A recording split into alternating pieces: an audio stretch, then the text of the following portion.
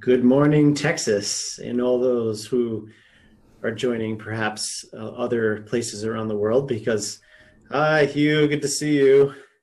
Big Divine Mother hug to you.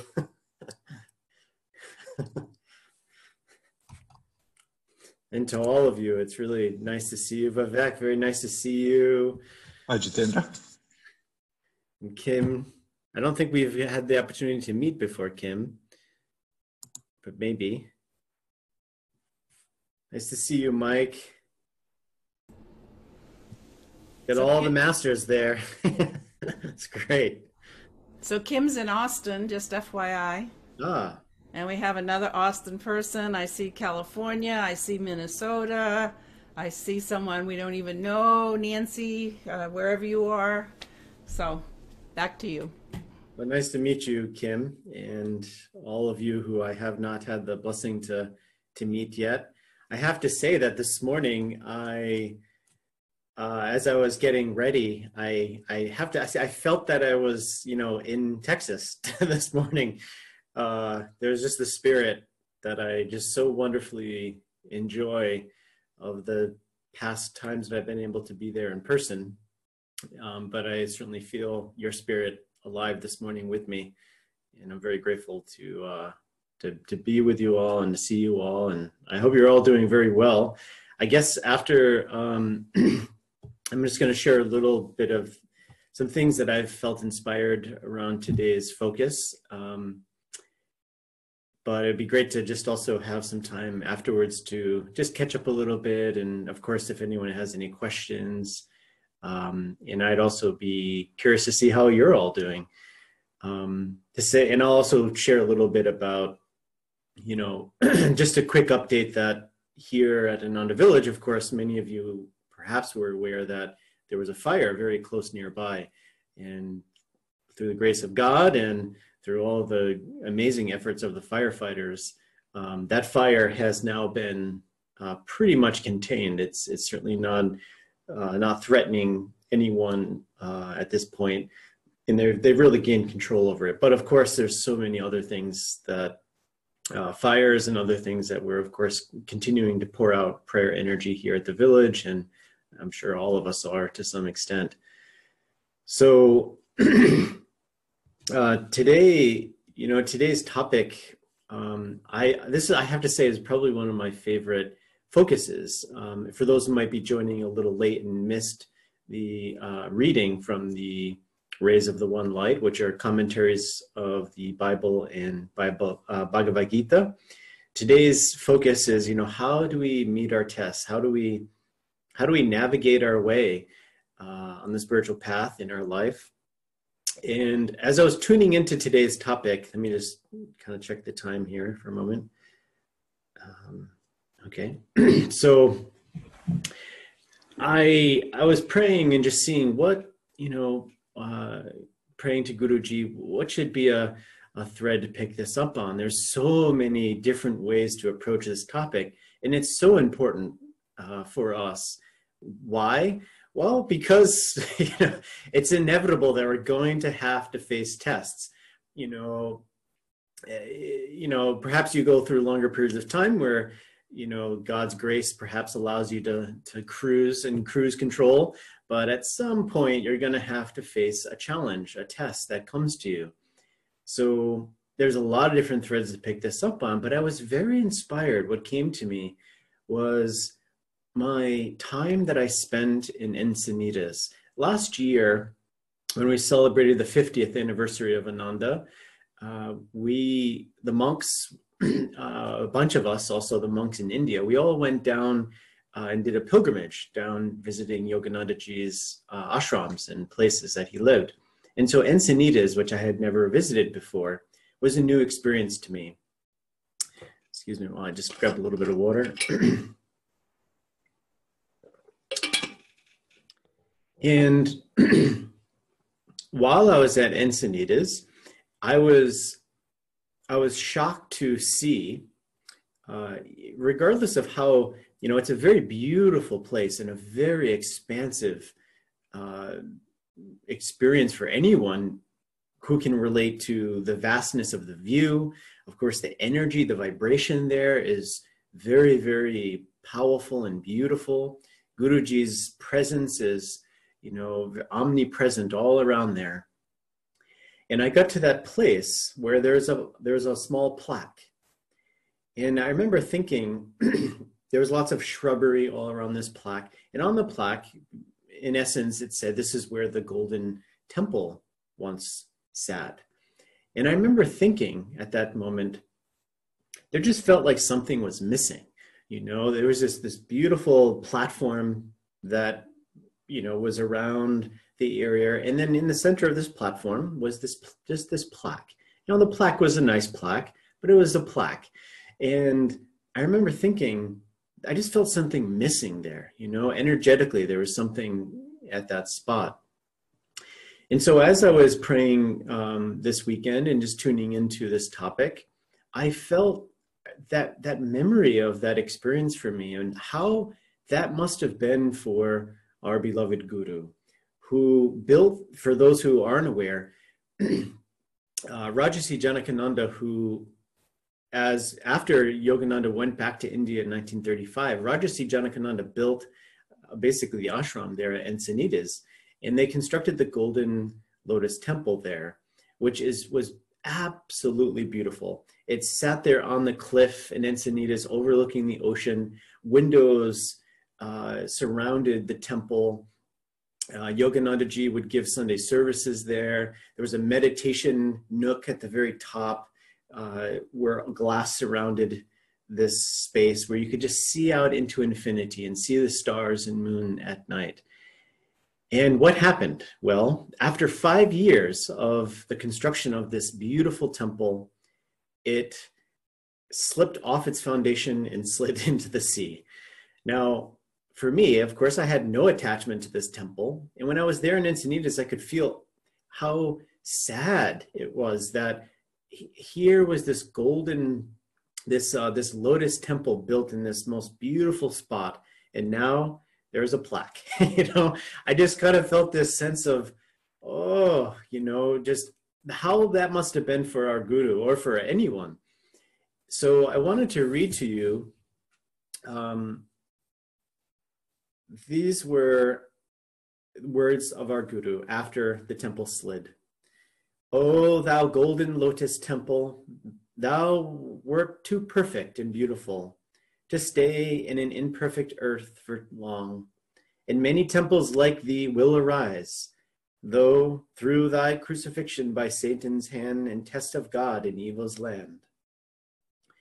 So when this happened, our Guru spoke to God and said, God, why would you take this temple from us? He said the evil karma and the test of Satan to destroy it. Why did you let this happen? Now, I think we can all take perhaps an experience we've had thus far in our life, or we could, of course, apply this to anything that may come, that comes in our life to disrupt peace, that disrupts, you know, a sense of expansion and beauty and love and all of these things that, of course, we know is a part of life. And so God responded to Yogananda with these words. Satan is trying to test your love for me. You love the temple so much. Its loss will prove whether you become angry with me and thereby show your love, that you love the temple more than me, or whether you love me just the same, ignoring the loss of the temple. Besides, God told Paramahansa Ji, the test of Satan is my test. The Golden Lotus Temple was a personal gift to you. Now that it is taken away from you, grieve not. Now we can drink in these words here, and we can apply them to, of course, things that happen to us in life that are of colossal size. I would say that losing this temple was a pretty big event. But of course, we have to deal with so many things that come in our life, loss of loved ones, or, you know, all of you in Texas that are now, you know, at this juncture of trying to tune in to God's will, to Guru's will of Where is our home? What is our next step? How can we grow? How can we strengthen this community that God has given to us? Now, all of these are tests. And the question becomes, as we have heard from God to Paramahansaji, is will we get caught in the story, or will we get caught in the unfoldment of the outer form more than our loyalty, our devotion, our focus, and our all-encompassing self-offering to God and to God's will? And in many ways, when we navigate our way forward, this is what it comes down to for the disciple, for the devotee. And further, you know, Yoganandaji was very inspired after the temple had slipped. He gathered his energy, he gathered this loyalty, this devotion, this, you know, focus on God. And he wrote these following words as a prayer. In sickness or health, in sorrow or joy, in poverty or prosperity, in disaster or security, in death or life, I stand unalterably, immutably, unchangeably, loyal, devoted, loving to thee, my heavenly Father, forever, forever, forever. And you can feel these words that just shook the earth, probably from its orbit. And this is for all of us as disciples of how we respond to everything, whether small things or the big things. The tests that come to us, as reflected in this test to our Guru, is that opportunity to see, just as Guruji said, that from this temple, from the crucifixion, he said, of this temple, from it will be born the resurrection of many more new temples. You can see out of this circumstance, and these are exactly Guruji's words on this, the crucifixion of the Golden Lotus Temple must be the cause of its resurrection and the birth of many other such temples. So it must be the cause of the resurrection. So all the tests that come to you, if we embrace that spirit of discipleship, our call, our invitation from God is to resurrect out of every test that comes to us, multiplying, expanding the expression of the light, of the love, of the joy of God that is in your life, that is flowing through you and taking form. You know, it's taking form right now in this form of this satsang that we're all blessed to be together in. But it takes many forms. I was looking a little bit at your beautiful website. Well done, by the way, everyone who helped create this new website, because it was so beautiful to spend time on your website. And just, I can feel all of the energy that you're putting into your community right now.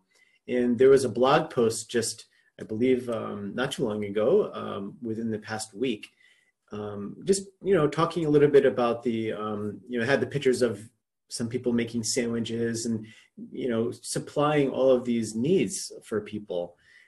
How beautiful. My heart felt touched with this. This is God flowing through and creating through each and every one of you. And so what happens when we have to face tests?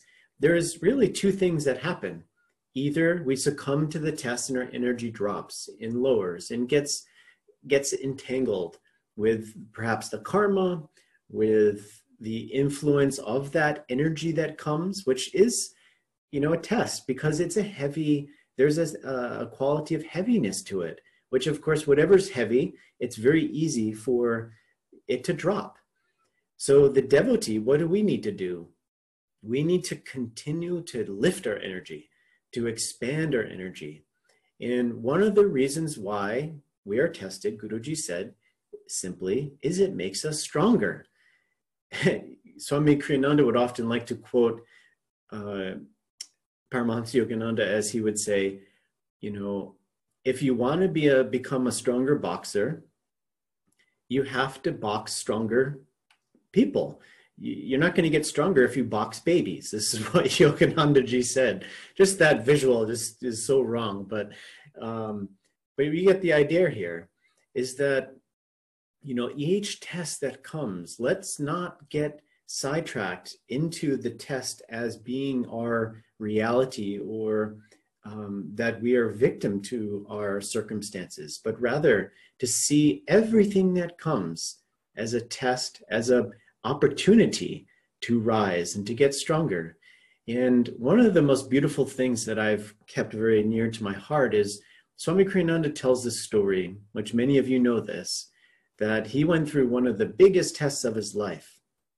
And he wrote to Anandamoy Ma, and he explained this test that he was going through. And he was just, the energy was dragging him down. And so he wrote to Ma, and Ma responded. And now Swami Kriyananda, he wrote this, you know, this pretty full-on letter describing the circumstances and, you know, his struggles that he was having. And Ma wrote back very simply one little sentence: see everything that comes as your Guru's grace. And this, if we can hold on to that spirit through the small tests, through the bigger tests, we are going to grow our awareness and intensify our devotion and our self-offering. And when we intensify and focus our energy, our hearts more fully to God, more fully entrusting our Guru, that's where our freedom lies. We can't do this alone.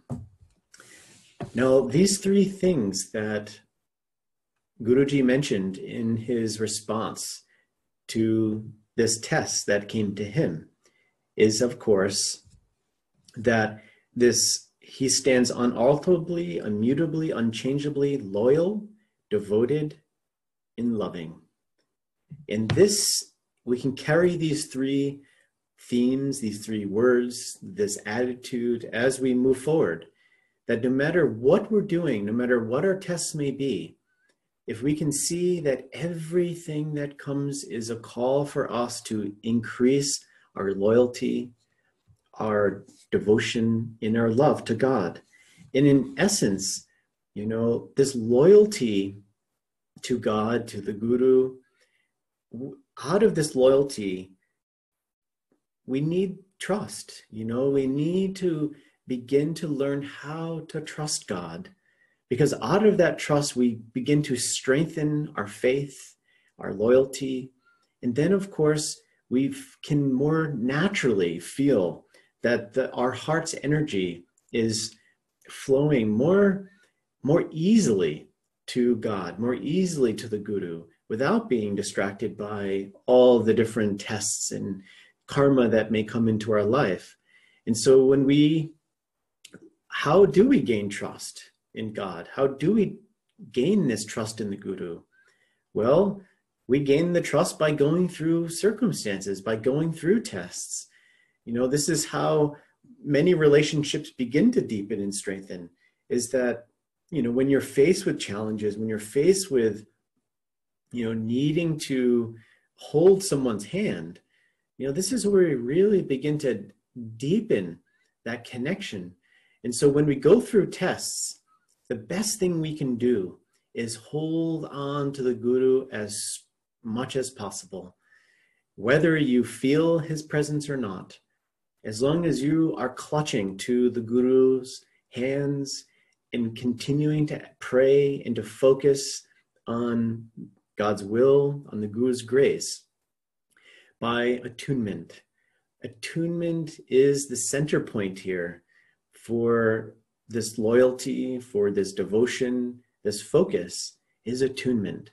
The more that you invest in your spiritual life through meditation and through your sadhana, your service, and just trying to keep the Guru in your mind, in your heart, as much as you can throughout the day, you'll gain that strength within you, which Swami Kriyananda said, that all tests that come, the place that we need to be to elicit this power is the calm center within. He said, live more in the calm center within you.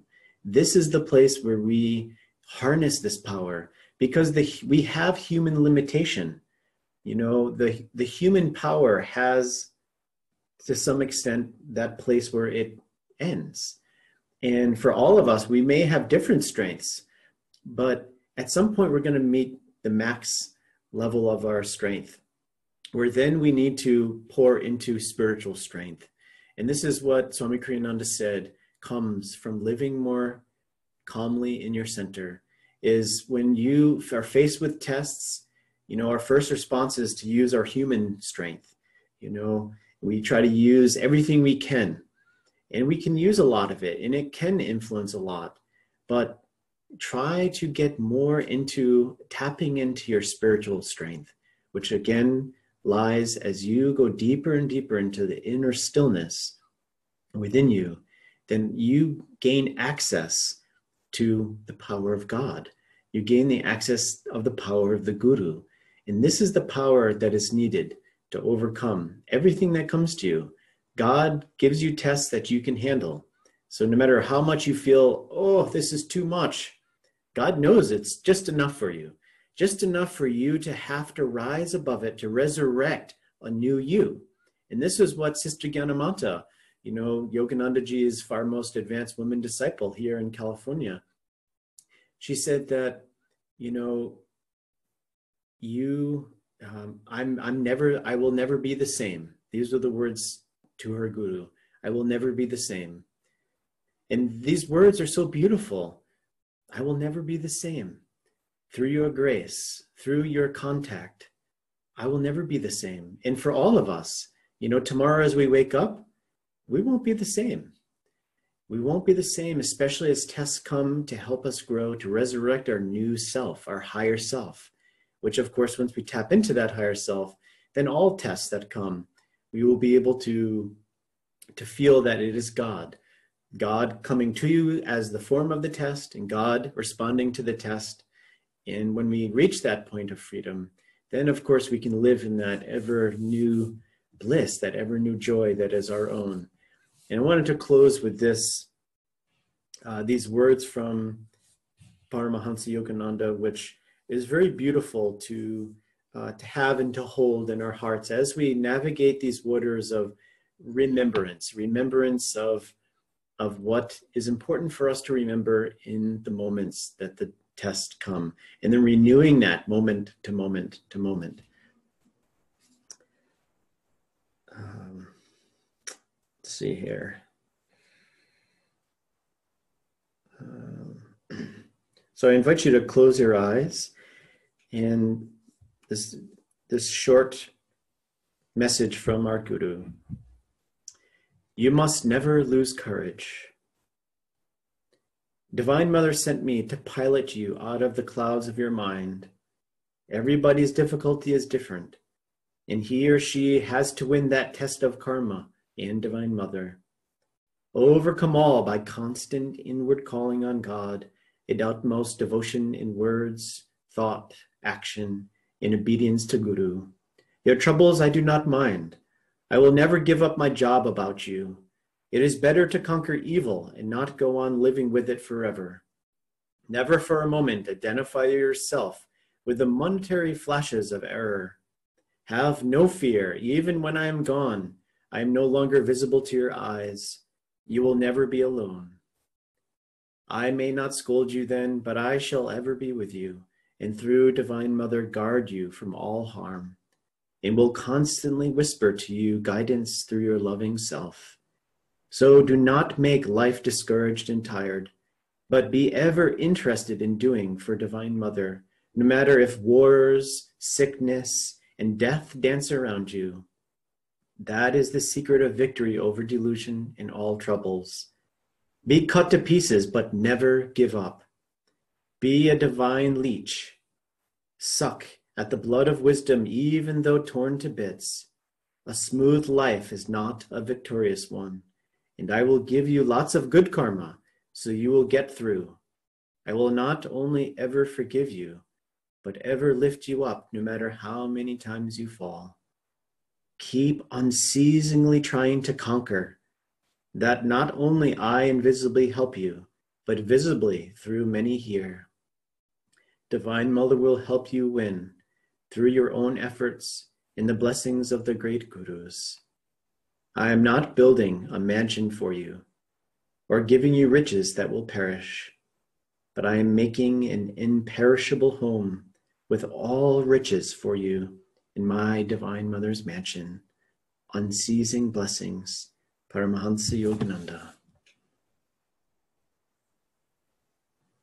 Many blessings and Guru's blessings to you all through your personal tests, but also now as you all open yourself and resurrect a new Ananda Dallas, a new, more expansive Ananda community there, and know that Guru is with you evermore during this time. So I wish you his blessings and Divine Mother's blessings.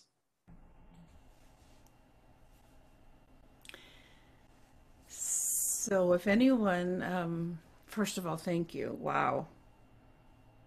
Few things. If anyone wants that final letter that Jitendra just read from Yogananda to a disciple, I happen to have that digitally.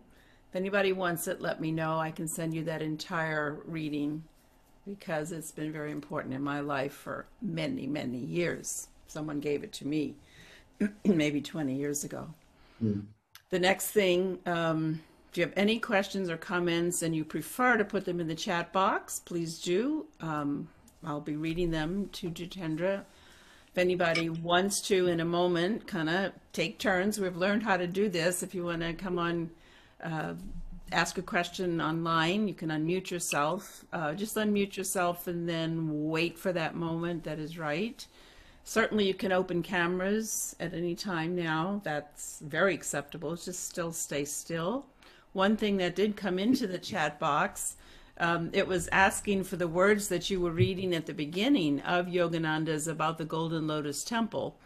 Well, our wonderful, I'm going to say it again, our technical behind-the-scenes guru, who, yes, did the website, but also takes care of so many things. He already... I didn't hear what you said. I'm sorry. I said Maitri found it. Oh, oh, yay! Another technical guru. So they have put the link in here to regarding what Yogananda said about the temple slipping into the ocean. So it's back from an Interculture magazine in 1943. So that is there. Okay, regarding that. I thought there was another question. There, no, good. Lovely, there's just something to hear, blah, blah. Wow.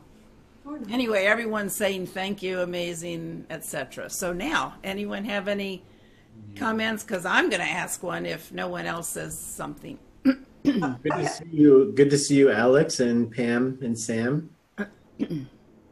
I just wanted to say I could have sworn, and I wonder if Jitendra has seen this, and I could be not thinking straight, but a couple of years ago, it seems like I got something from a devotee that was an actual little clip of that temple falling in, not a picture, but I could be.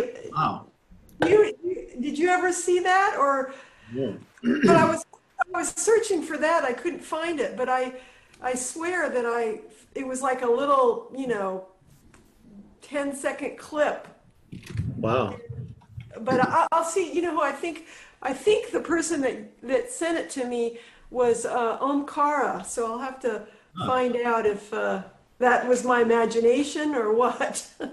Well, it could be so, because, one of the interesting things also a part of this story, it's funny, this weekend I really dived deep in this, and this was a big event for San Diego. I mean, you can read in the papers. I mean, this was a big event.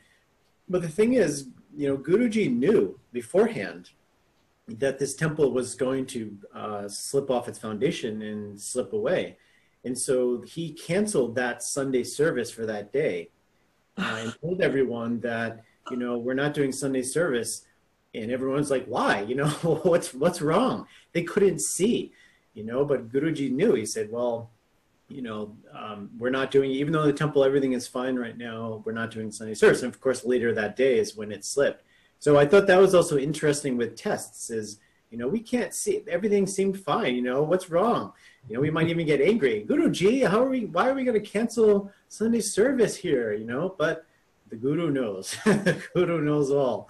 But there could be a video because he knew that it was going to slip and then told everyone not to go near it. So I'm sure it raised, and then actually what happened was he actually then put the word out for people to come as it started to slip, to come and secure it or take it off the platform to save it. But they got there just late, just missed it.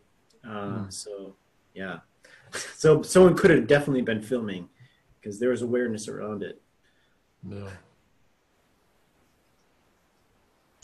So I'd like to go back to the place about, you know, how can we meet our tests, and of course, God and all wonderful words. But many of us in this community here in Texas and beyond, you know, we do talk on the phone now because it's our only way, or online.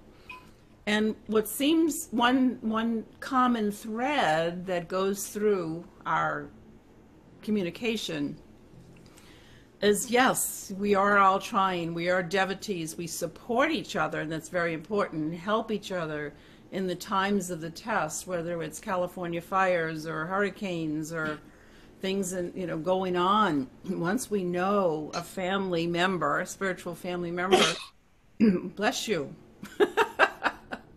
Sorry. No, we can see who it was because it's funny. So anyway, you know, we know some of these things and it's so good to hear about them. But what I want to toss in and ask for you to comment on is when these tests are personal, they get personal when it could be our brother, literal, biological brothers and sisters having problems or having problems between us, when it's our children or our grandchildren, problems happening, when it could be a mom or a dad, when it could be each other in the family. I don't think we have that going on that I know of right now, so yay for that. But when these things do get into that personal mode, and I hear the words from many years ago, to take things impersonally. And I think we're all working on that because we've heard that. Can you speak on that a little bit? When it does get a little more personal, how to remain more impersonal? Yeah, I mean, I think that's a really good point in the challenge, when I think the greater the tests are when they become more personal. I mean, that they really go hand in hand. And, you know, I think that for me, in my own life, what I can speak of my own experience is, you know, what Swami Kriyananda would often recommend to us is it's challenging if we wait for these personalized, tailored, individualized tests that come to us, that involve our loved ones, that involve us at the deepest level. If we wait to learn how to become impersonal, or wait how to respond in the appropriate way, that we can of course respond with love and support and bring lots of energy to the situation. But if we wait to learn how to do it when the test comes, we're going to find, most likely we're going to be caught in that personal attack in some way, which is of course ego. You know, in all that you're saying, Supriya, you know, for all of us, it's really that part of ourself that is of ego, which is that strength and sense of I, you know, me and mine. So ego transcendence is really something that for the devotee, the more that we put forth the effort every day to get beyond that, to dissolve that sense of I, then, as Yoganandaji said, when this I shall die, then will I know who am I. And when I know who am I, then I no longer will be caught in that web of, of ego consciousness. Now, and the thing about this that's tricky is the ego has a lot of, great lawyers on this board, where they will say, well, it's your son or it's your wife. Like, why wouldn't you want to get tangled in, all of these things that the world, seems is the appropriate way to respond. But of course, the soul in, God knows that the highest way we can respond is, of course, is if we free ourselves from the reactive process, so that all that's left is God that can flow through us and respond to what's happening. And that's not to say that we're human. Our guru reflected so wonderfully all the tests that he lived through in the autobiography of a yogi. He lost his mother. He was going to throw himself on the train tracks. Here's our guru, who loses his mother, how personal that is. And he reflects whether he should go throw his life on the train tracks. So we also can't be automatons, and say, I am, this isn't personal for me, because yes, it is coming to you and it is a part of you. But it's about what do we do with it, I think, is what's important. But again, it's the preparatory phase of our life where the more we go into meditation, the more to live in that calm center, which we strengthen in meditation, in living in the spine, then the more we can control the reactive process, which of course is that part of us that gets reactive and says, this is personal, so I need to get angry, or I need to get caught in all these emotional storms. So the more we strengthen that center every day through meditation and live in that stillness more every day, then when the test comes, no matter how personal it is, you'll be able to have a greater perspective, a greater awareness by a more expansive consciousness. Everything is consciousness. So we work on keeping our consciousness raised, focused here. And the more we expand that every day, then the tests come automatically. If you've ever experienced that, something that would have been personal to you, but if you had a long, deep meditation or your consciousness is really expanded, it no longer seems so big or so personal. And just a quick little story. I came here to Ananda Village. This was 2007, I believe, to do a documentary film. And we had filmed for weeks, Swami Kriyananda, hours of interview footage, a bunch of beautiful moments that we captured. And after a few weeks of being at the village, one evening we had the concert at the amphitheater. And it was so beautiful. And I got into this very expanded state, and I was very internalized into, I could feel God, I could feel Guru. And my partner, who I was co-directing with, she came to me and freaked out and said, all our footage is lost. I think we lost all our footage. Something happened with the hard drives. All the footage is lost. And she was crying and she was angry. And, I just sat there and I said, it's really hard to hear this. But I was like, now's not the time to respond to this. And I was just and she got really angry at me because she's like, we just lost our footage and you're fine. It's like, I wasn't fine. I was going to respond to it. Yes, I felt sad, but I could feel God. I could feel this expanded state of energy. And so this was a good test for me to say, we don't have to get dragged down to honor that which is happening, but rather if we respond from the highest place, this is just an alternative way, of course, which I think then our footage, of course, was recovered, which thank God. But there was just a good little test that came. Anyway. No, that's great.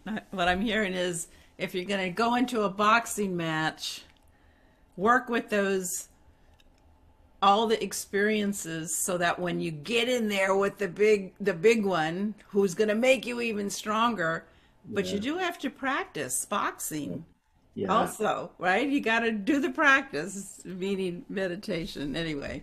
And when the big stuff comes, we'll handle it hopefully even better with the Mm. help of God and Guru. So, May I ask a question?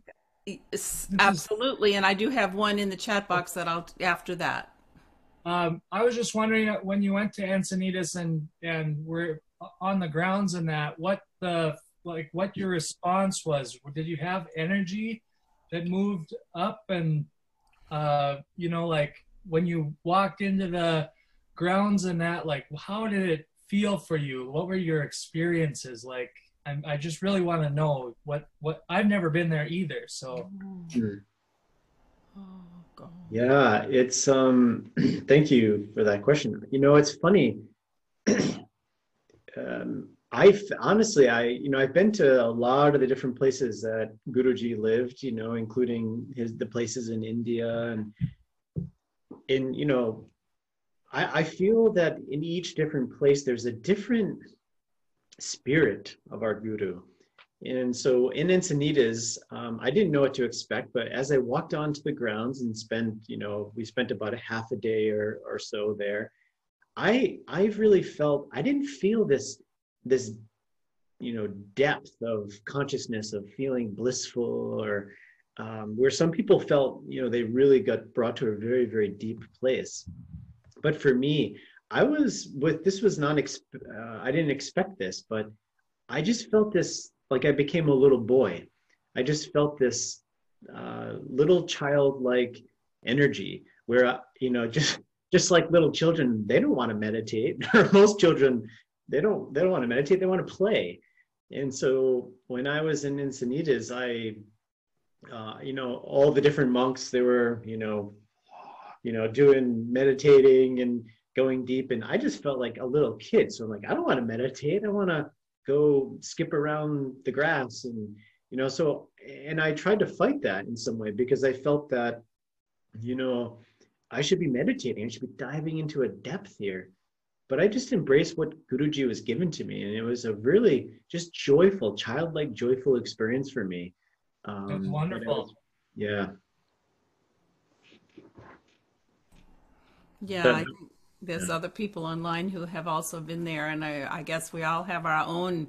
Guru gives each one of us not only different tests of what we're ready for, but also different experiences, whether it's in meditation or, boy, Alex, or anybody, when the time's right, if you can go to Encinitas, amazing.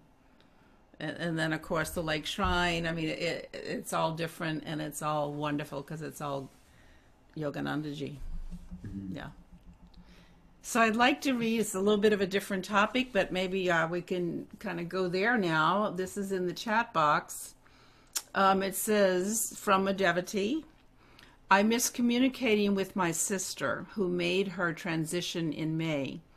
Do you have any feedback on whether to try to contact someone beyond the veil? And then I'm going to add that someone else sweetly put in there, hey, on page 284 of Divine Romance, which is Yogananda's words, there's a part entitled, Where Are Our Departed Loved Ones? So I would second that. I would second that would be a really good place for you to visit, and to read that, because it's a very enlightening. I've read it a couple of times, but I have not personally put it into practice so much in my own life. But our Guru did say that it is possible. You can do it. And he does talk about how you can do it, of course. The one thing I would say, of course, always is, meditation and prayer, in bringing in the masters, bringing in the Guru in this process is something that should be a part of it. So regardless of what you end up doing with this, whether, you explore mediums or whatever, this is up to you. But if whatever you do, to bring the Guru in with you in this process, to be a part of it, to guide it. And I'll just say that you know, we're always and forever connected. You know, our loved ones, I have lost a few people in my life, and I have to say, you know, you can really feel that there is a thread that will always keep you connected in your heart. So I guess one thing that also is something to reflect on is what your expectation is in this.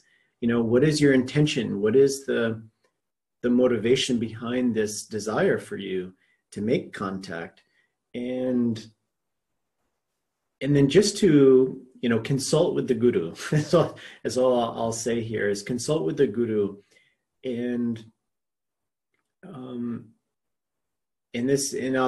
leave it at, I would read that chapter that was recommended, and but to know it is possible. But again, try to feel it's more of in the heart than in the mind, because this is, I think, where you will receive the greater response and the greater sense of realness behind this, you know, this eternal connection that you had and will always have.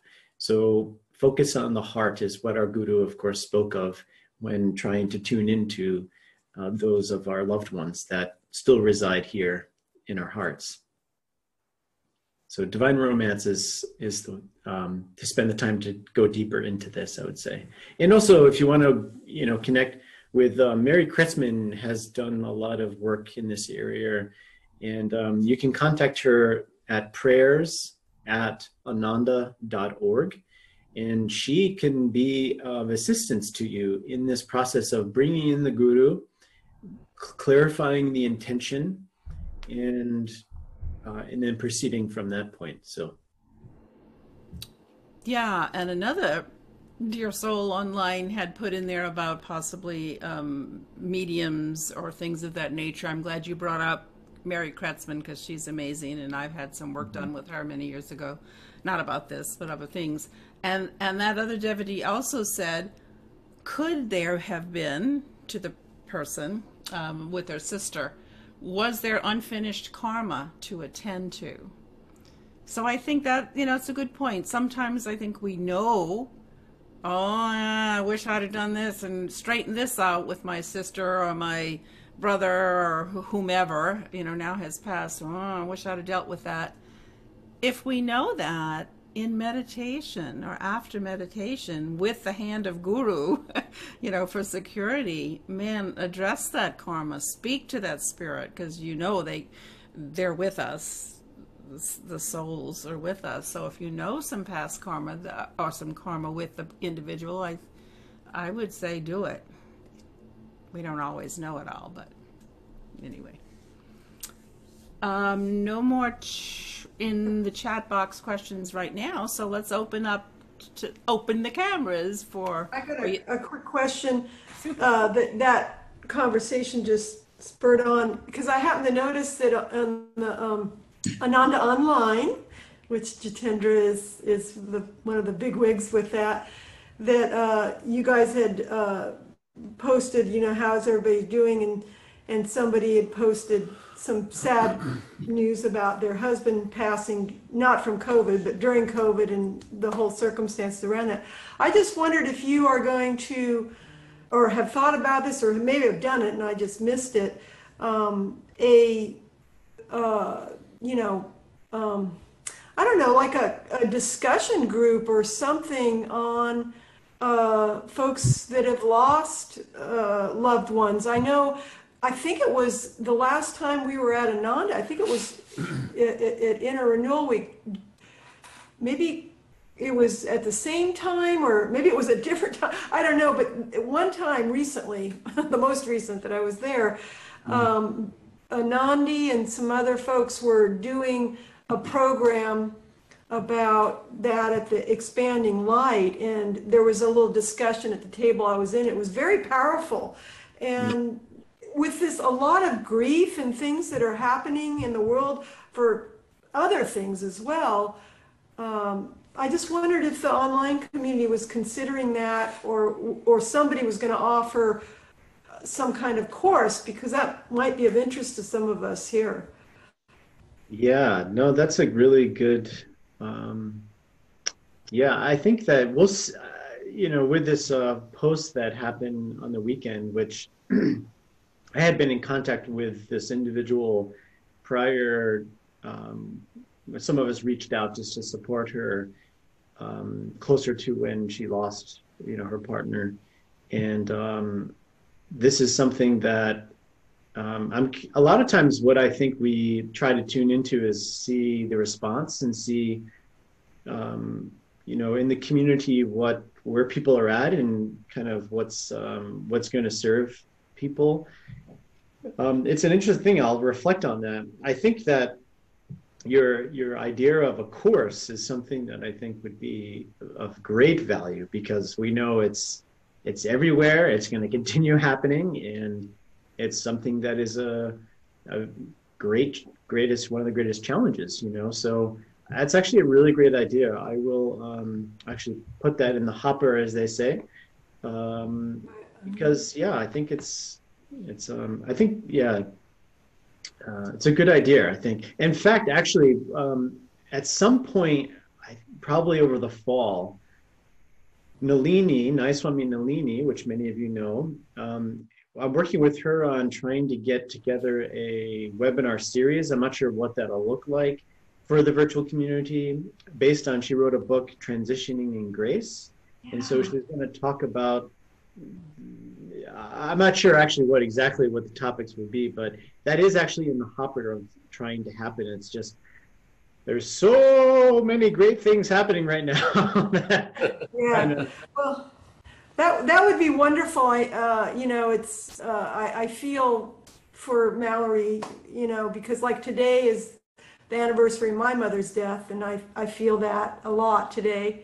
And during this time since February, I've lost 2 other family members, an aunt and an uncle, and we can't go to the funeral. There's no funeral, all that stuff. So I think it's a really relevant topic for everyone, and we certainly here at Ananda Dallas would let everybody know if you were doing something like that, because I think there would be people interested.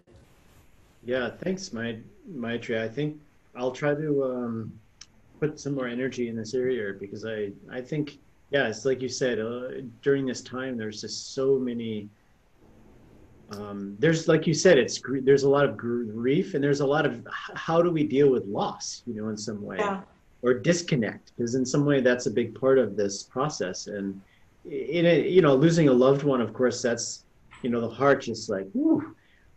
But then we're also losing a lot of other things. We're losing and being pulled away from a lot of what we're used to feeling, that connection. So I'll bring this up, see if we can, maybe even Jyotish and Devi could do a webinar on air. Maybe we could do a little theme, do a bunch of things over a course of a month. So thank you for that suggestion. It's wonderful. Thank you, Jitendra. This is Sam.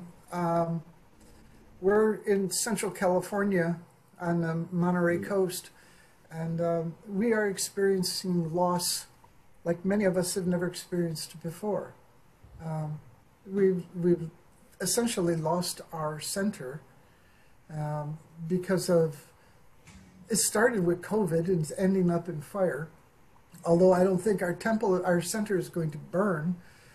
It's pretty safe. All of our members, everybody from the Santa Cruz Mountains and hillsides, are all dispersed. Mm-hmm. Our family has been broken apart. The only redeeming factor is what we're doing here. We're able to communicate with them via the internet, and it's a loss that is really hard for many of us to take. I've lost parents and brothers and cousins and you name it. A lot of people have left in my life, but this loss seems harder. Our spiritual family has been torn apart from circumstances beyond our control. And, you know, if we were going to do a seminar, a class, a webinar, whatever, I think the loss, like we're experiencing now, the loss that Dallas experienced by having to break up their center and, you know, work towards going online. The losses of so many other Ananda families around the world that have been broken up from things out of our control. And how do we all handle it? We have handled it by joining with these beautiful souls. Oh, yeah. Thank you so much. They have been a guiding light to help us through a lot. They have, big hugs. And the highlight of our week is our Friday night kirtans. Yeah. And if it wasn't for that, I think I would be going nuts. We can't go outside. The smoke is too thick. We can't go around people because of COVID. All we have is our online family. And any support, hugs, blessings, prayers. Please. Better yet, somebody tell me a good joke that's going to make me laugh and forget about things for a little bit. Okay, but thank you for today. There was been a splendid talk and a blessed satsang, and we love all of our Dallas friends, and we love our Minnesota friends, and pray for all of us here in Central California. We continue to pray for you. We post updates. If you send an update, we let the Texas family know. We post it on our WhatsApp, so do send updates about fires, you know, how it's going. One a day would be just fine. Please do that. Okay. And I did send out an email. Well, we sent out an email yesterday to our expanded core list, probably out to 60 or 70 emails we sent out. Just ask the question, are you safe and where are you? And we got a tremendous response.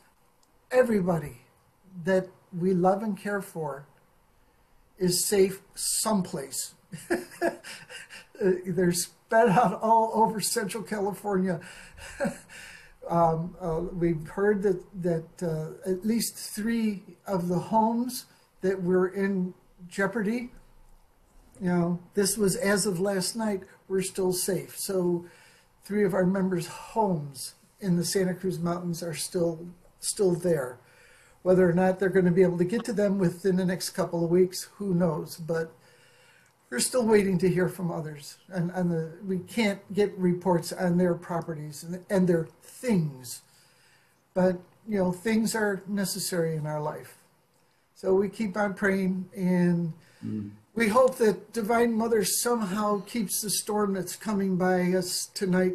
Oh, that's tonight? Yeah, we got another remnant of a hurricane that's coming through. Is supposedly might spark some more thunder and lightning, dry lightning, and gusty and strange winds. We're just hoping that Divine Mother decides to let that blow away someplace else.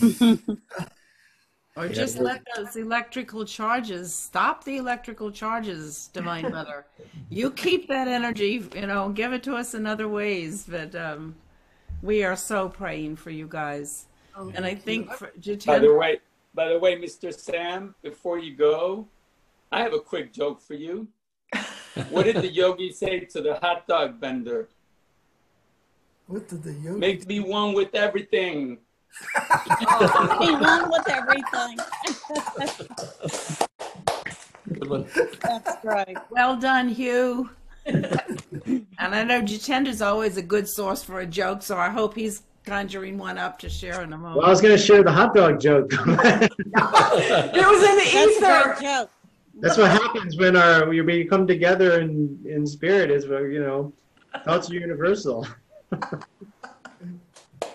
You know, the fires have really been on my this last week, and you know, we did a workshop with Asha yesterday about her book Light Bearer, and I think if you take nothing else from Swami Kriyananda's life, it's like he really knew how to deal with tests. He I think back to I've heard so many stories about the forest fire in '76 that destroyed a good percentage of the village at that time, and how everyone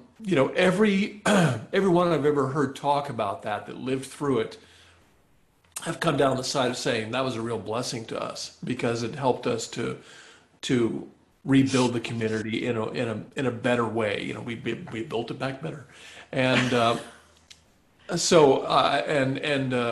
and as I recall, Swami's response to the fire in the first place was to create the Joy Singer, saying go out on tour and go into this new expansive phase.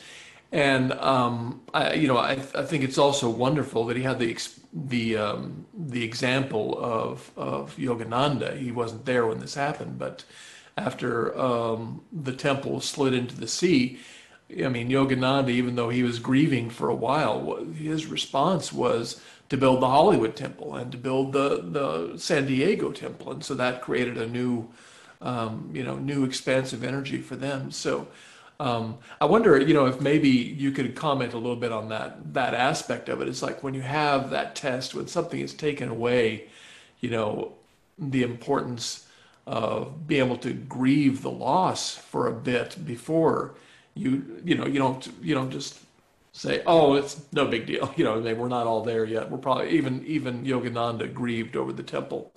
But what are your thoughts about that?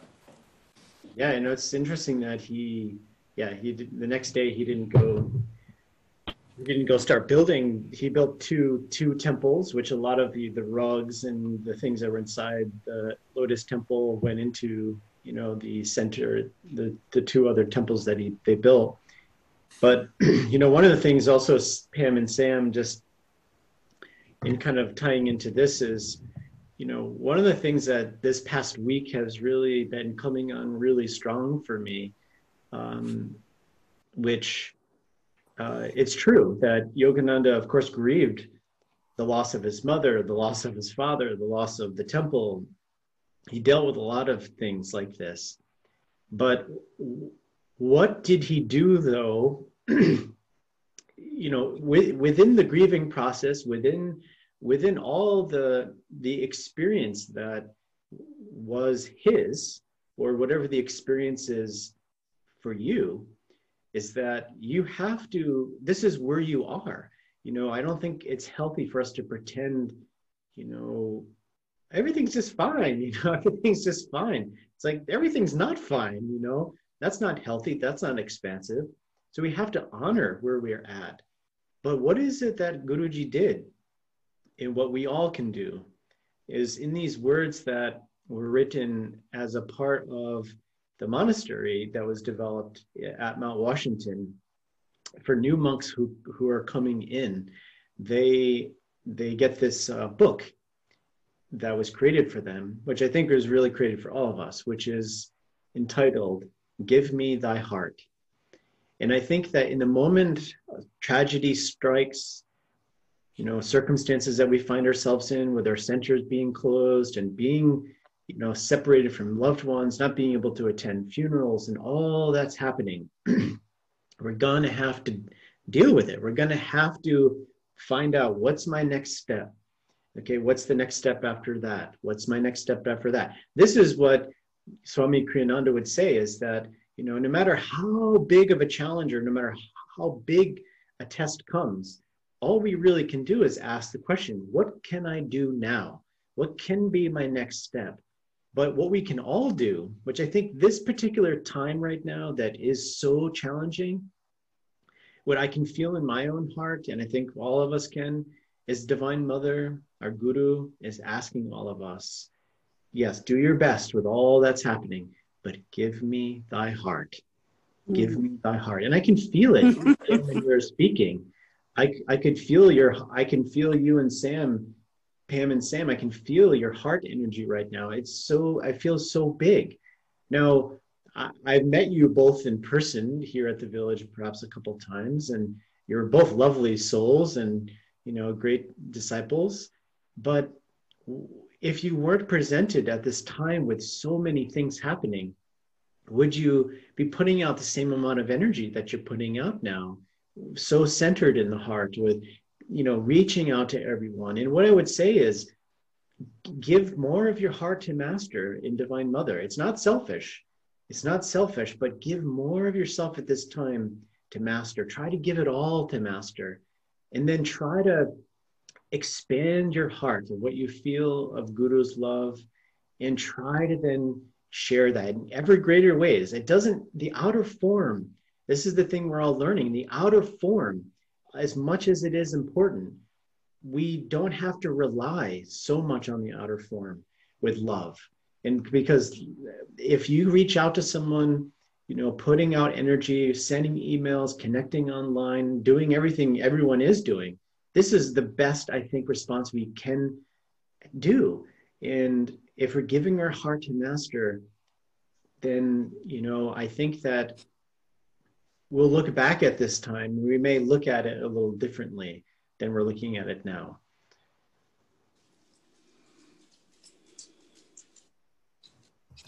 Thank you. You've really hit on our situation. My personal one is that all of this has happened has been, I think I've come to my wall. Too many things all at one time, and with the potential of another and maybe more. It unfortunately has re-energized an old problem I had from a number of years ago with depression and anxiety. And that's come roaring back. So sometimes it's difficult right now for me to sit and meditate for any length of time. I can't even sometimes just sit still. So thank you for addressing this, because all I can do is just keep praying, Divine Mother, give us your mercy, expand your healing presence, and keeping the communication lines open, basically, because that's all there really is. And also for my own personal self, on the other side of it, trying really hard not to expect myself to be like Swamiji, who always had a good answer, and Master could come back with these wonderful things because they were higher souls. We're all where we are. And this is a real challenge for many of us. Everyone has their challenges these days. And thank you very, very much. This has helped me a lot. Appreciate it, all of you. Well, here go the dogs. I'm sorry. If I can get them to stop. Stop. No. Stop. Let me say just real quick then, for Pam and Sam and everybody on here. Carolyn, will come right back to you. Sorry. I didn't know if you were going to be gone a little while. I didn't know. But that, yes, for us going through the center, having to make the decision, we knew it was coming up. We made the decision. I mean, just watch, now that we can look back at that process, I can say that process, as well as COVID that we're in the midst of, as well as whether it's fires, hurricanes, personal things, traumas and struggles that are going on in many lives of the people on this satsang today. And the one word, as I continue not to stuff the stuff that we're going through, the emotional feelings and that, the one word that keeps coming up, and I just share it, not that I got it 100%, but it's trust. And as longtime devotees that we are together, and the support we have, all of that, I think, helps our trust. Trust in whom, who, you fill in the blank, because we may all look at that a little bit differently in different forms, but it's that trust that we're in a crazy process, whatever, has come before in history. Of course, we know how we got through it. Maybe we could have done better. Maybe we did a great job. Let's not even judge it. We got through it by God's grace and our efforts, and to keep trusting, because certainly more and more seems to be being tossed out to many of us. many of us. And depression, I'm just going to say I have my bouts with it, and I always have. Maybe y'all don't know that. Now you do.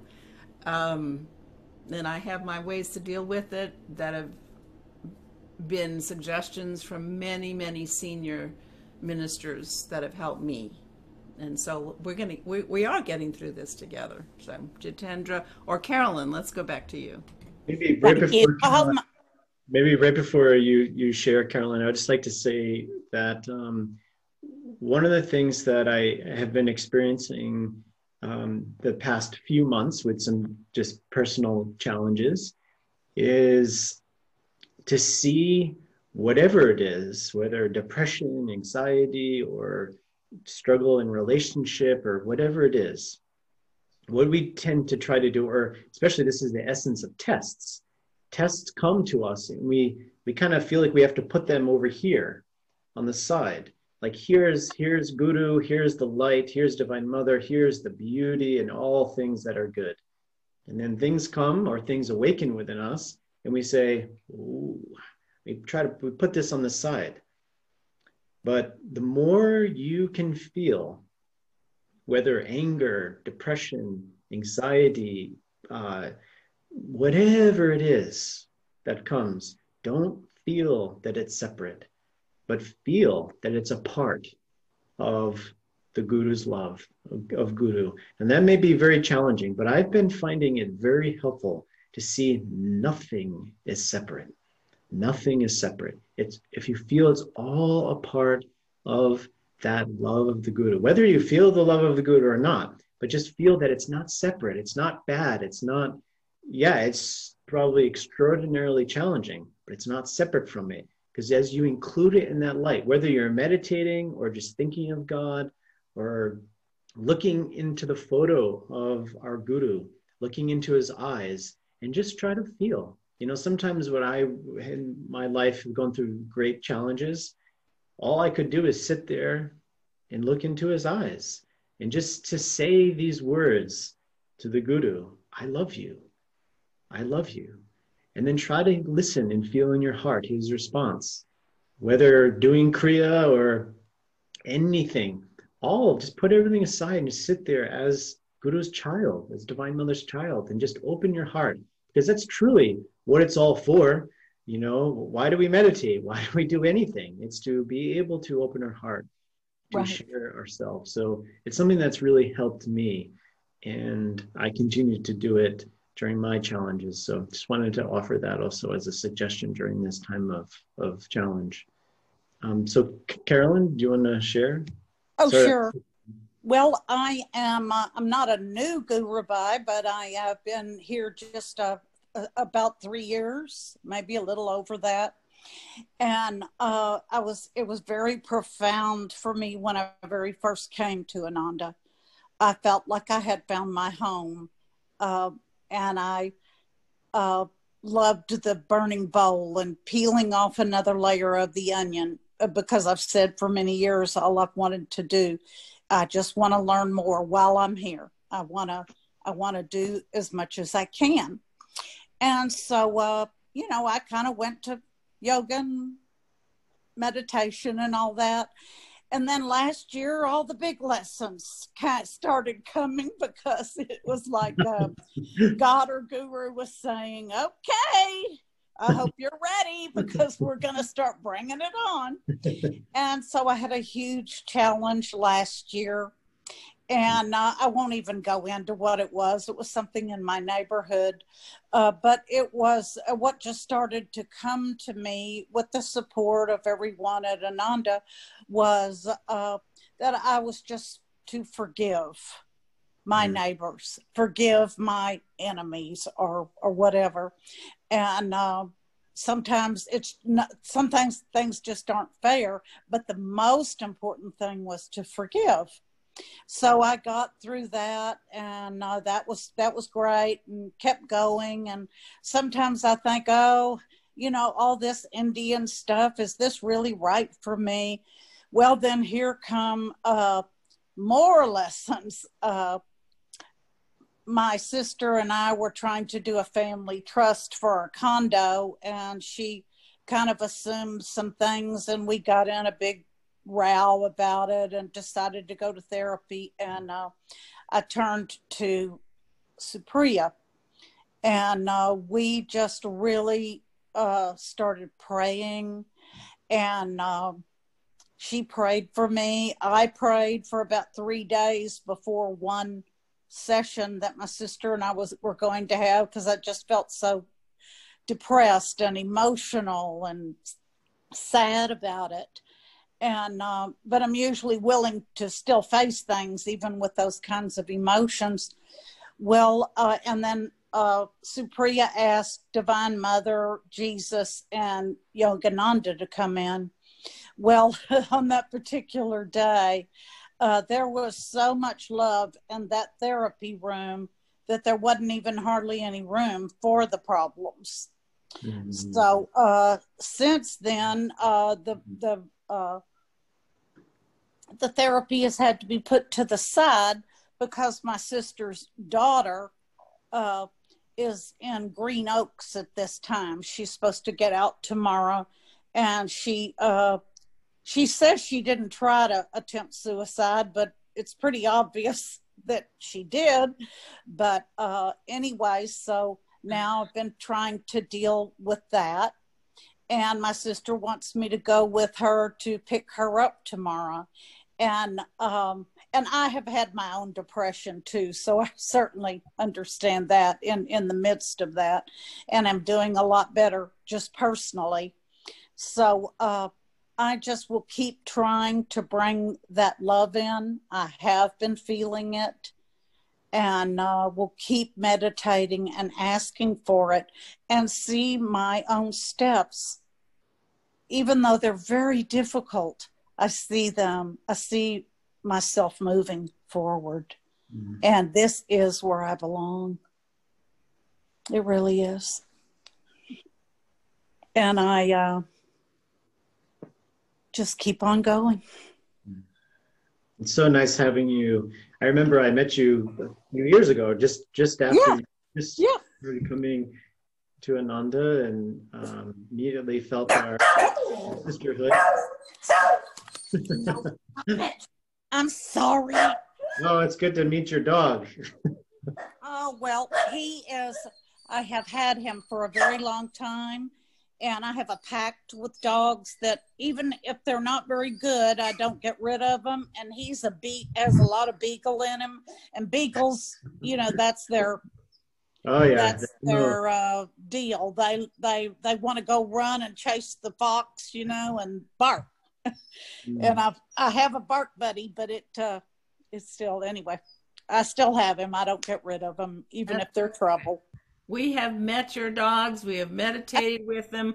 We have chanted with them. So they're good. They're all good. I do see that Kim's microphone is unmuted. Sam and Pam, do you need to go? Oh, I thought that's what you were saying. Okay. Kim, you're unmuted. Yeah, I was just going to jump in with a kind of a suggestion. First of all, Jitendra, you and I have kind of interacted a little bit on virtual community. That's maybe why you have a sense that you've met me, but you can't remember, but it's because it was on virtual community. And there was a thread that we did a little while ago about being creative. And you painted a painting, I drew a picture. It didn't look anything like Master, but you were very nice about it. Oh, that's great. Anyway. Great. So at that time and today, I'm getting a really strong image of you on a surfboard, because I know that you were a surfer in your earlier years.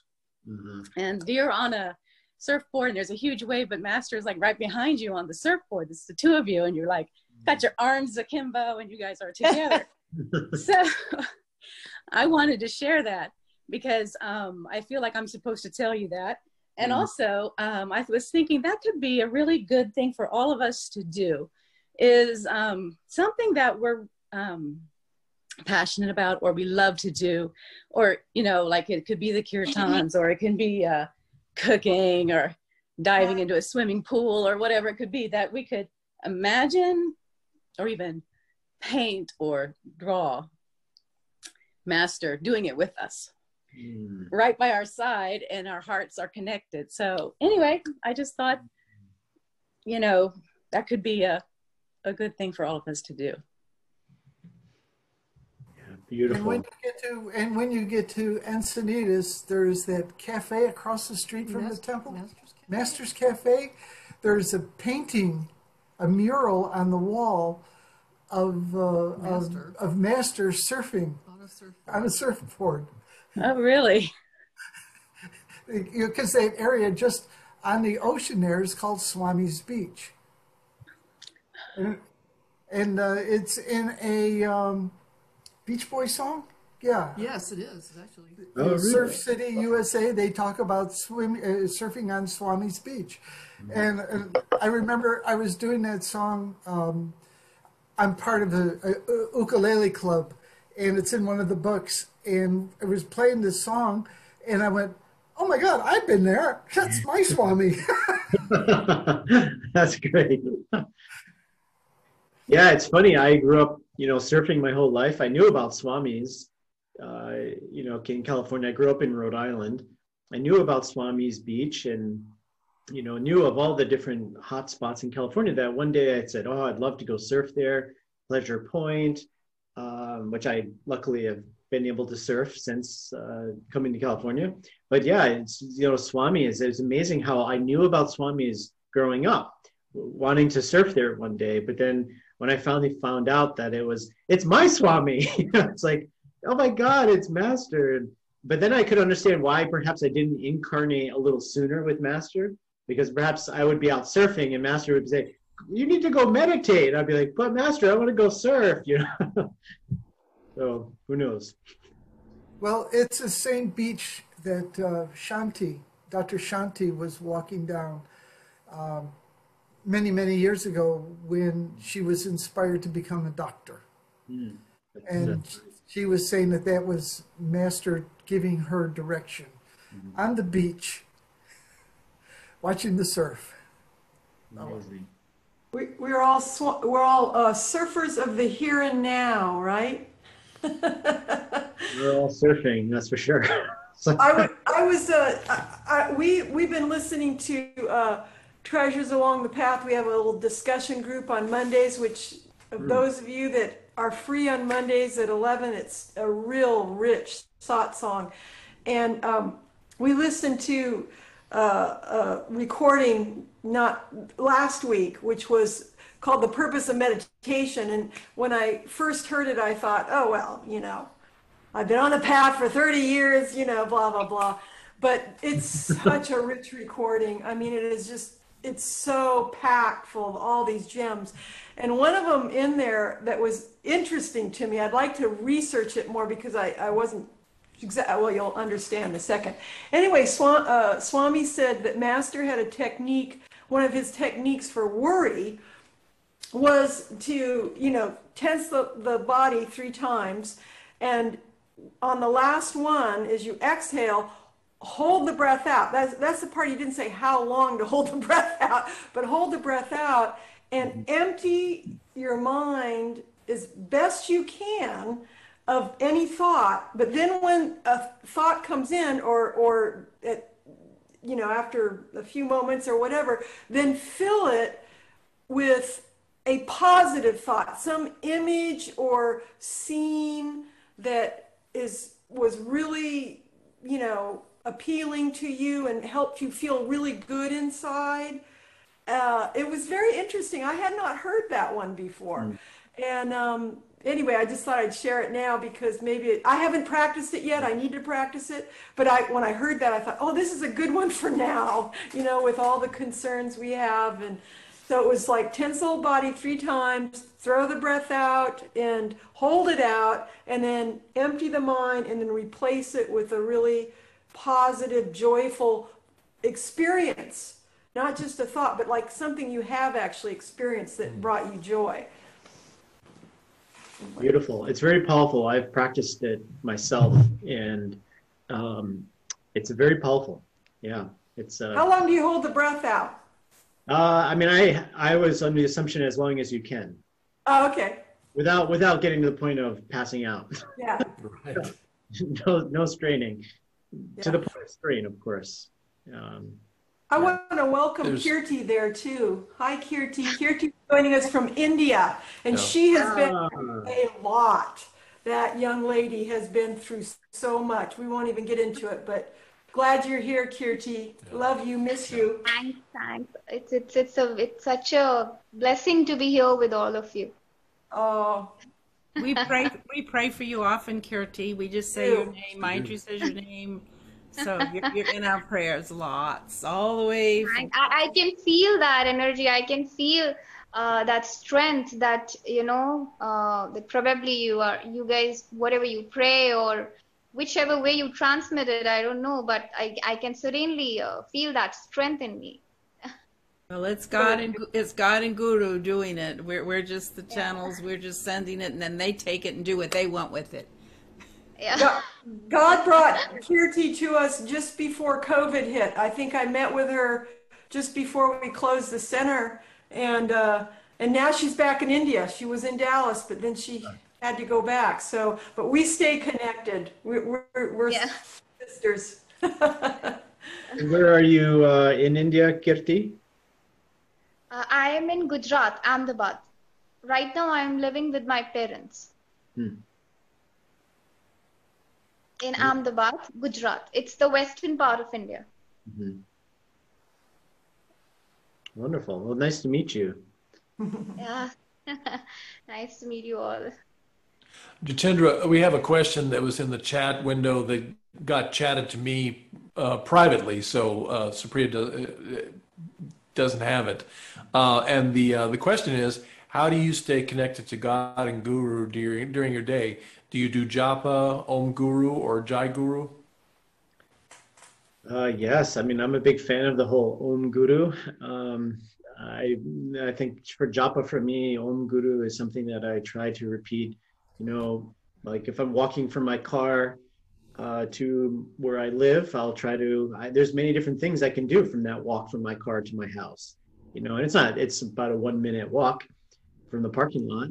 And so I try to remember that spaces in between.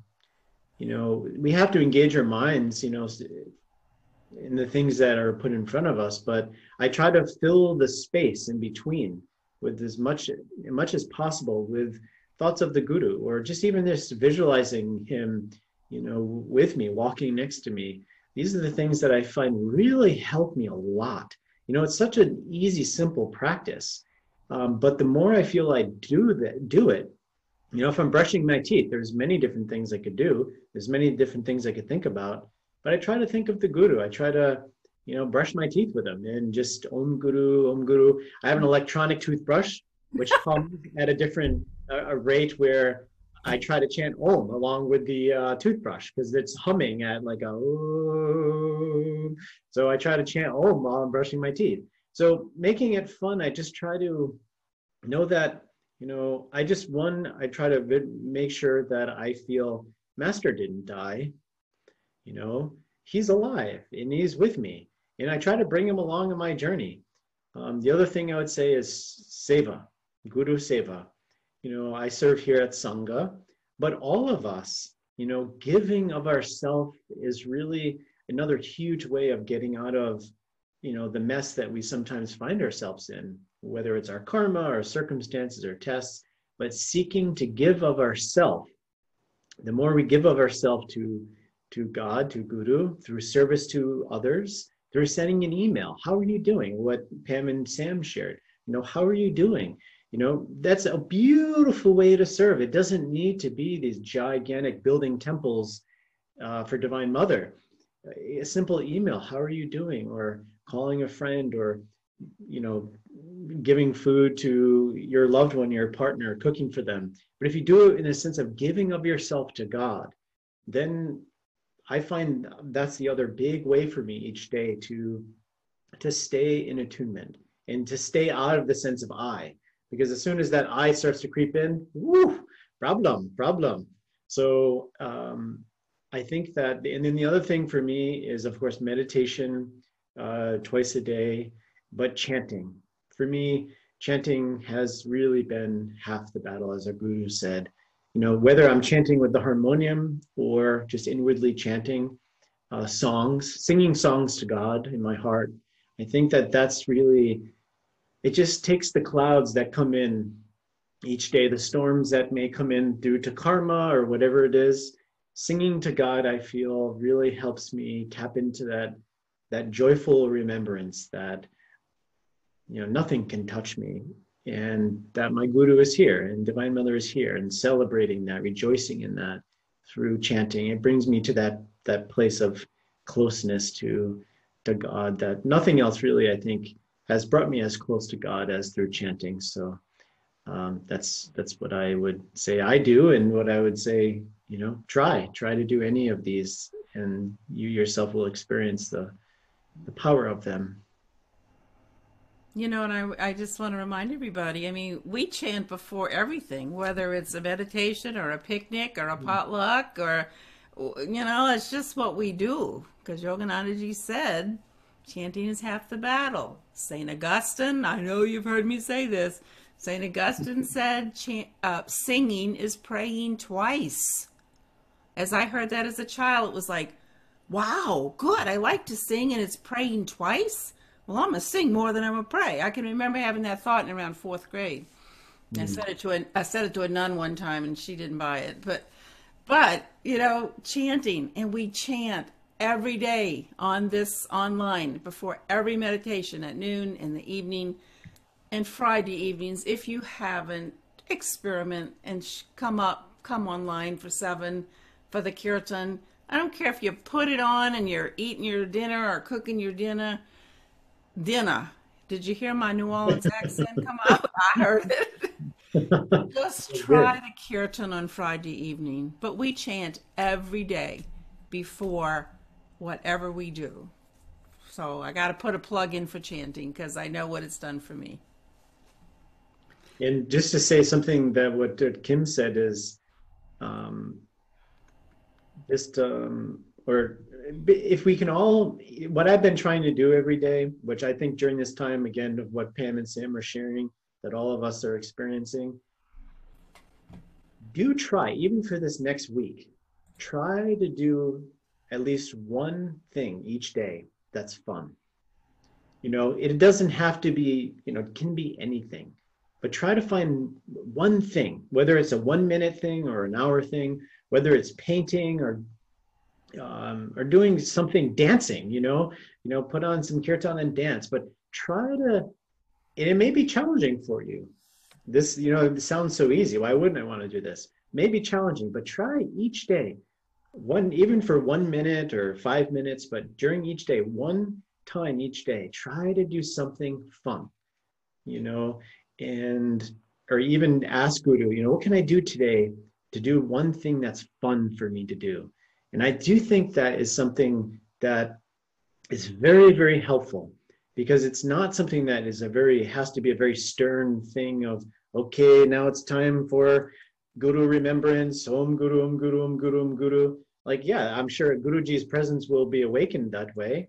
But when you're in joy, when you're enjoying yourself, you're in joy. So just try to find one thing that's fun.